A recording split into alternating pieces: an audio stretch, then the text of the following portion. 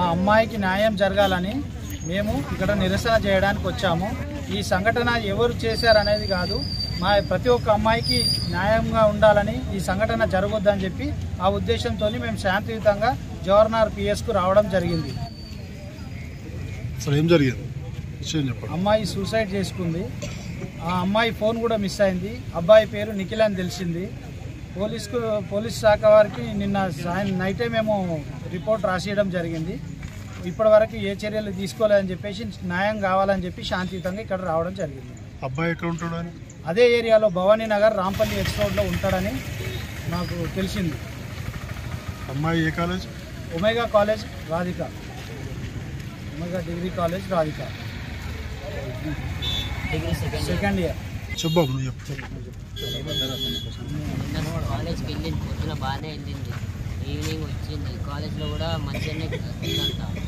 ఇంటికి వచ్చింది, అన్నం తిన్నది. ఇక 3:30కి ఒకరు ఫోన్ చేసారు. ఎవరు ఫోన్ చేసారో తెలియదు. ఆ ఫోన్ అధ్యాయంగానే యాసిడ్ తాగింది.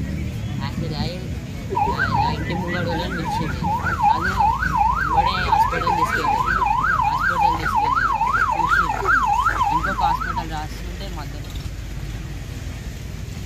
పిఎస్ పరిధిలోని న్యూ భవానీ నగర్కు చెందిన పానగంటి పూర్ణిమ, అమ్మాయికి 19 ఇయర్స్ ఉంటుంది. యాదవ కులానికి సంబంధించిన అమ్మాయి. ఆమె డిగ్రీ సెకండ్ ఇయర్ చదువుతుంది. ఆమె నిన్నటి రోజు సాయంత్రము పాయిజన్ తీసుకోవడం జరిగింది. ఒక అబ్బాయితోని గొడవ పెట్టుకుని పాయిజన్ తీసుకొని ఉన్నట్టు తెలుస్తుంది ఫోన్లో మాట్లాడి. అయితే ట్రీట్మెంట్ కానీ హాస్పిటల్ తీసుకుపోయిన తర్వాత ట్రీట్మెంట్ వరకు రాత్రి చనిపోవడం జరిగింది.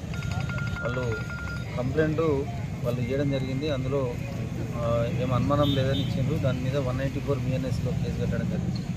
తర్వాత ఇన్వెస్టిగేషన్లో భాగంగా మా ఇన్స్పెక్టర్ గారు అమ్మాయికి సంబంధించిన ఫ్రెండ్స్ అమ్మాయిలు వాళ్ళని కనుక్కుంటే ఒక నిఖిల్ అనే అబ్బాయితోని ఫ్రెండ్షిప్ చేస్తున్నట్టు తెలిసింది. ప్రేమ వ్యవహారం ఏదో గొడవలైనట్టు అనుమానము వ్యక్తం చేస్తూ అమ్మాయికి సంబంధించిన తల్లి వాళ్ళ బ్లడ్ రిలేటివ్స్ అందరూ ఇక్కడికి పోలీస్ స్టేషన్ దగ్గరికి వచ్చి అతను చేసిన చిత్రహింసల అంటే వేధింపుల వల్లనే అమ్మాయి సూసైడ్ చేసుకున్నదని చెప్పి వాళ్ళు ఇవ్వడం జరుగుతున్నది. దాంతో సెక్షన్ ఆఫ్ లాను 108 BNS యాక్ట్ కింద అంటే పాత 306 IPC కింద మేము దాన్ని ఆర్డర్ చేస్తున్నాము. దీనిలో భాగంగా అతనికి సంబంధించి కూడా ఒక 4 టీములు సపరేట్ టీములు చేసి అతన్ని చాలా తొందరగా పట్టుకొని కోర్టు ముందు ప్రవేశపెట్టారు.